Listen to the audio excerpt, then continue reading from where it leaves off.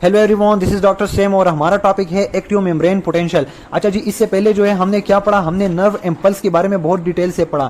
Nerve impulse को फिर जो है डिस्कशन के लिए हमने क्या पढ़ा, हमने रेस्टिंग मेम्ब्रेन पोटेंशियल को समझा और आज जो है हम एक्शन पोटेंशियल या फिर एक्टिव मेम्ब्रेन पोटेंशियल पढ़ लेते हैं। अच्छा जी, तो अगर आप लोगों ने पार्ट फर्स्ट नहीं देखा, रेस्टिंग मेम्ब्रेन पोटेंशियल और इम्पल्स नहीं देखा, तो प्लेलिस्ट में जाकर वो जरूर देखें। उसके बाद जो हम अभी एक्टिव मेम्ब्रेन पोटेंशियल पढ़ लेते हैं। अच्छा जी, जब हमारे पास एक threshold stimulus in the form of light या हीट, ये क्या है, लाइट और हीट क्या है, ये स्टिमुलस है। अगर ये स्टिमुलस थ्रेशोल्ड लेवल पर है, थ्रेशोल्ड लेवल मतलब अगर ये स्टिमुलस न्यूरोनल मेम्ब्रेन में चेंजेस लेके आ सकती है, तो इसकी वजह से यहाँ पर क्या क्रिएट हो जाएगा, एक्शन पोटेंशियल क्रिएट होगा। और एक्शन पोटेंशियल के दौरान क्या होता है कि सारे के सारे पॉजिटिव चार्ज जो है वो न्यूरोनल मेम्ब्रेन के अंदर चले जाते हैं और निगेटिव जो है वो बाहर चले आते हैं। And this is completely opposite to the RMP या resting membrane potential. Resting membrane potential में क्या हुआ करता था, सारे के सारे नेगेटिव अंदर थे, लेकिन एक्शन पोटेंशियल में क्या है या फिर एक्टिव मेम्ब्रेन पोटेंशियल में क्या है, सारे के सारे पॉजिटिव जो है वो अंदर चले गए हैं और नेगेटिव बाहर की तरफ। अच्छा जी, तो स्टिमुलस के रिजल्ट में क्या हो गया, अंदर पॉजिटिव चार्जेस आ गए और बाहर कौन से आ गए, नेगेटिव चार्जेस बाहर आ गए। दिस इज एक्शन पोटेंशियल या एक्टिव मेम्ब्रेन पोटेंशियल। अब जिस तरह आगे हमारे पास क्या होगा, आगे इस तरह एक्शन पोटेंशियल ट्रेवल करता है ना, from the dendrites to the axon. जब ये एक्शन पोटेंशियल इस तरह ट्रेवल करेगा तो जहां जहां ये पहुंचेगा वहां हमारे पास अंदर पॉजिटिव चार्ज आते रहेंगे और नेगेटिव जो है वो बाहर चले जाएंगे। अच्छा जी, अब हमारे पास ये एक न्यूरॉन है और इस न्यूरॉन के अंदर हम देख लेते हैं कि एक्शन पोटेंशियल जो है वो कैसे क्रिएट होती है। अच्छा जी, तो हमारे साथ देखो, ड्यूरिंग आरएमपी या रेस्टिंग मेम्ब्रेन पोटेंशियल हमारे पास जो नेगेटिव चार्जेस है वो सारे के सारे क्या है, अंदर है और बाहर कौन से होते हैं, पॉजिटिव, जो कि आप लोग लास्ट लेक्चर में पढ़ चुके हैं। अच्छा जी, अब ये जो रेस्टिंग मेम्ब्रेन पोटेंशियल है सारी की सारी, अब इस न्यूरॉन की एक स्पेसिफिक रीजन पर क्या हो गया, एक स्टिमुलस आ गया, एक एडिकेट स्टिमुलस, जिसकी वजह से क्या हो रहा है, हमारे पास यहाँ पर आयंस की चेंजेस हो रहे हैं।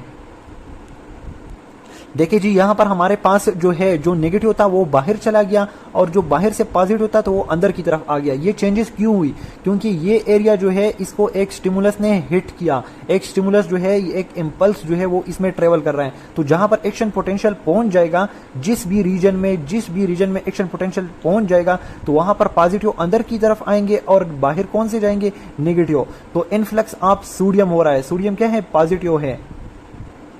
अच्छा जी, अब इस रीजन में जो भी एक्शन पोटेंशियल था वो आगे की तरफ ट्रेवल करेगा, आगे की तरफ जाएगा, ये इम्पल्स क्या करेगा, आगे की तरफ जाएगा। तो देखें, अच्छा जी, ये देखें ट्रेवल किया इसने आगे की तरफ, देखो पॉजिटिव जो है अंदर की तरफ आ रहे हैं, नेगेटिव जो है बाहर की तरफ, इसको हम एक्शन पोटेंशियल कहते हैं। एक्शन पोटेंशियल जैसे ही आगे की तरफ जाता है तो यही चेंजेस आ जाती है। और ये चेंजेस क्यों आ रही है, देखो influx of sodium, action potential के दौरान क्या होता है, इनफ्लक्स ऑफ सोडियम, सोडियम जो है वो अंदर की तरफ आते हैं। अच्छा जी, अब आप इस न्यूरोनल मेम्ब्रेन में आप लोगों को तीन जगह नजर आ रही है। ये जो है, ये रीजन, ये आरएमपी में है, देखो नेगेटिव अंदर पॉजिटिव बाहर, ये किस में है, आरएमपी स्टेट में है, रेस्टिंग मेम्ब्रेन पोटेंशियल में है। इस रीजन में जो है एक थ्रेशोल्ड, एक इम्पल्स जो है वो आगे की तरफ ट्रेवल करेगा, अभी यहाँ ट्रेवल नहीं किया लेकिन इस रीजन में जो है प्रेजेंट है। तो यहाँ पर क्या हो रहा है, यहाँ पर इनफ्लक्स ऑफ सोडियम, अंदर जो है पॉजिटिव चार्जेस आ चुके हैं और बाहर क्या है, negative. So this is the area during the impulse, during the stimulus. अच्छा जी, अब ये जो है ये आगे की तरफ ट्रेवल करेगा तो पीछे के साथ क्या होगा, तो पीछे जो है दोबारा से रीजनरेशन स्टार्ट हो चुकी है। रीजनरेशन यानी कि देखें, नेगेटिव फिर से हमारे पास नेगेटिव जो है अंदर की तरफ आ चुके हैं। न्यूरोनल मेम्ब्रेन जो है वो नेगेटिव की तरफ जा रहा है, तो जैसे जैसे इम्पल्स आगे की तरफ जाता है तो पीछे से दोबारा रिकवरी स्टार्ट हो जाती है।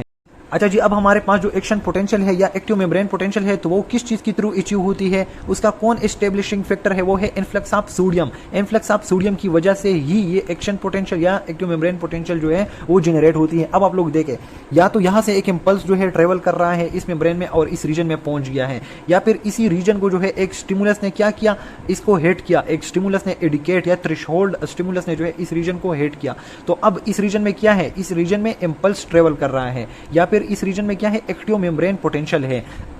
अच्छा जी, तो एक्टिव मेम्ब्रेन पोटेंशियल जो है उसके लिए जरूरी है कि यहाँ पर क्या हो जाएगा कि जो सोडियम के क्या है गेट्स है वो क्या हो जाएंगे, वो खुल जाएंगे।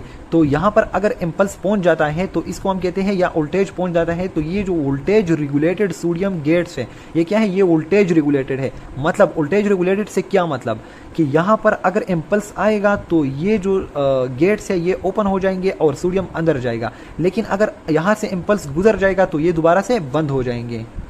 मतलब ये कि वोल्टेज इसको रेगुलेट कर रहा है, इम्पल्स इसको रेगुलेट कर रहा है। तो यहाँ पर जब स्टिमुलस इसको मिल गया इस रीजन को, या फिर इस इम्पल्स जो है ट्रेवल कर रहा था, तो ये वोल्टेज रेगुलेटेड सोडियम चैनल जो है ये ओपन हो गए और सोडियम जो है अंदर की तरफ आना स्टार्ट हो गया, इनफ्लक्स ऑफ सोडियम हो गया। तो अंदर जो है हमारे पास पॉजिटिव चार्ज बढ़ जाएगा, जो कि हमारे पास किस चीज़ का सिम्टम है जब अंदर पॉजिटिव बढ़ जाता है, ये है हमारे पास एक्शन पोटेंशियल का या एक्टिव मेम्ब्रेन पोटेंशियल का। ये तो एक हो गया। अब दूसरा एक चीज़ जो है, सेल के अंदर हमारे पास पोटाशियम आयंस होते हैं। क्या होते हैं? Potassium ions. और ये पोटाशियम आयंस जो है ये पॉजिटिव चार्ज है ना, तो इसको एक in the active membrane potential अंदर ही रहना चाहिए। तो इसके जो गेट्स है, ये देखें, इसके जो चैनल्स है, सॉरी इसके जो चैनल्स है, तो ये चैनल जो है ये बंद है, देखें बंद है ड्यूरिंग द एक्शन पोटेंशियल। और ये चैनल क्यों बंद है? ताकि ये जो अंदर जो पॉजिटिव चार्ज है पोटाशियम की ये बाहर ना जाए। तो दो चेंजेस हमारे पास आ गई, बाहर से जो है इनफ्लक्स ऑफ सोडियम हो गया और अंदर जो पोटाशियम के जो चैनल्स थे उनको क्लोज कर दिया गया ताकि पॉजिटिव लॉस ना हो। तो ओवरऑल अंदर पॉजिटिविटी बढ़ गई, which is the symptom of action potential.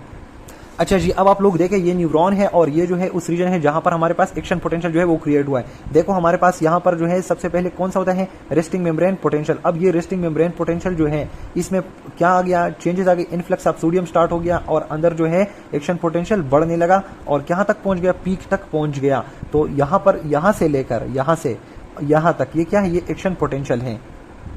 अच्छा जी, तो रेस्टिंग मेम्ब्रेन पोटेंशियल हमारे पास कितना था? -70 मिली वोल्ट। और ये -70 से बढ़कर सिपर तक पहुंच जाता है और फिर सिपर से हमारे पास फाइनली कहाँ तक पहुंच जाता है?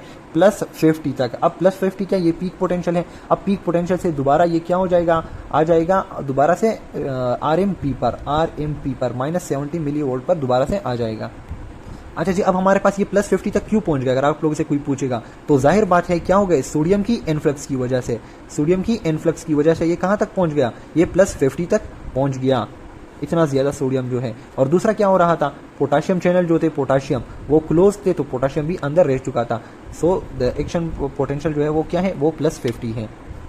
अच्छा जी, अब हमारे पास यहाँ से अगर यहाँ पर अब देखें यहाँ से गुजर गया है एक्शन पोटेंशियल, तो अब ये दोबारा से क्यों RMP पर आ रहा है? तो RMP पर आने के लिए क्या ज़रूरी है कि हमारे पास जो सोडियम चैनल है उसको क्या किया जाए? क्लोज किया जाए, वो सोडियम गेट्स जो है, क्योंकि अब यहाँ से तो वो गुजर गया है ना, क्या गुजर गया है? स्टिमुलस गुजर गया, तो sodium channel influx of sodium को रोक दिया जाएगा। तो सोडियम जो है वो दोबारा से बाहर इकामुलेट होना शुरू हो जाएंगे और अंदर नहीं आएंगे। दूसरी बात के अंदर जो पोटाशियम आयन है तो उसके लिए क्या हो जाएगा? वो खुल जाएंगे चैनल्स ताकि वो बाहर आ सके। तो पॉजिटिव जो है उसको दोबारा से बाहर की तरफ आना स्टार्ट हो गया। तो पॉजिटिव जब बाहर की तरफ आएगा तो मेम्ब्रेन पोटेंशियल नीचे आएगा, नेगेटिव की तरफ आएगा और फाइनली RMP तक पहुंच जाएगा। और ये जो रीजन है, ये जो प्रोसेस हो रहा है, इसको हम कहते हैं रिकवरी प्रोसेस। अच्छा जी, आप लोग इस ग्राफ को देखें, ये बहुत ही इंपॉर्टेंट है। देखो सबसे पहले हमारे पास न्यूरॉन के अंदर क्या होता है? रेस्टिंग मेम्ब्रेन पोटेंशियल -70, क्योंकि नेगेटिव चार्जेस सारे के सारे अंदर होते हैं। फिर जो है एक थ्रेशोल्ड आ जाता है और थ्रेशोल्ड की वजह से इसमें जो है क्या हो जाता है? सोडियम आयन की इनफ्लक्स, सोडियम आयन की इनफ्लक्स की वजह से मेम्ब्रेन पोटेंशियल जो है, एक्शन पोटेंशियल जो है वो आ जाती है हमारे पास और ये 0 से गुजरता हुआ, देखें इस कंडीशन यहाँ पर ये 0 में है, -70, फिर देखें हमारे पास -50, इस तरह गुजरता गुजरता 0 तक और 0 से +50 तक। तो यहाँ से ये गुजर कर ये देखें हमारे पास सोडियम के चैनल जो है वो ओपन हो चुके थे और सारे के सारे इनफ्लक्स ऑफ सोडियम हो रहा था। तो इनफ्लक्स ऑफ सोडियम की वजह से +50 तक एक्शन पोटेंशियल पहुंच गया। अब हमारे पास ये तो सारी की सारी जिंदगी तो सोडियम के चैनल नहीं खुल जाएंगे ना, फिर जब एक्शन पोटेंशियल गुजर जाएगा तो दोबारा से उस रीजन में क्या होगी? उस रीजन में रिकवरी होगी। रिकवरी कैसे होगी? कि सोडियम चैनल को दोबारा बंद कर दिया जाएगा, जो यहाँ पर इनफ्लक्स ऑफ सोडियम हो रहा था तो उसको हम स्टॉप करेंगे। और दूसरा जो पोटाशियम अंदर गया था तो उसके लिए हम क्या करेंगे? पोटाशियम के चैनल ओपन करेंगे ताकि पोटाशियम जो है बाहर आ सके। जब पोटाशियम पॉजिटिव चार्जेस बाहर आएंगे तो क्या हो जाएगा? ये गिरना स्टार्ट हो जाएगा, देखो 0 तक पहुंच जाएगा, फिर माइनस माइनस माइनस और फिर जो है एक हाइपर पोलराइज स्टेट में आ जाता है। अब इस हाइपर पोलराइज स्टेट में जो है न्यूरॉन रेस्ट करता है, इसी दौरान कोई एक्शन पोटेंशियल क्रिएट नहीं होगा। ये बात याद रखिए कि हाइपर पोलराइज स्टेट के दौरान न्यूरॉन जो है वो रेस्ट करता है और इस हाइपर पोलराइज स्टेट को हम रिफ्रैक्टरी पीरियड भी कहते हैं। न्यूरॉन एट रेस्ट, अगर एक न्यूरॉन रिफ्रैक्टरी पीरियड में है या फिर हाइपरपोलराइज स्टेट में, इस स्टेट में, तो इसमें आप लोग एक्शन पोटेंशियल कभी भी प्रोड्यूस नहीं कर सकते अनलेस एंड अनटिल कि ये जो है दोबारा से ये आप लोग का क्या है, ये रेस्टिंग मेम्ब्रेन पोटेंशियल है, ये रेस्टिंग मेम्ब्रेन पोटेंशियल में जाए तो रेस्टिंग मेम्ब्रेन पोटेंशियल में हम एक्शन पोटेंशियल पैदा कर सकते हैं, लेकिन हाइपरपोलराइज स्टेट में हम पैदा नहीं कर सकते या फिर रिफ्रैक्टरी पीरियड में हम पैदा नहीं कर सकते। और ये दोबारा से कहाँ पर आ गया? -70 पर आ गया। तो दिस इज ऑल।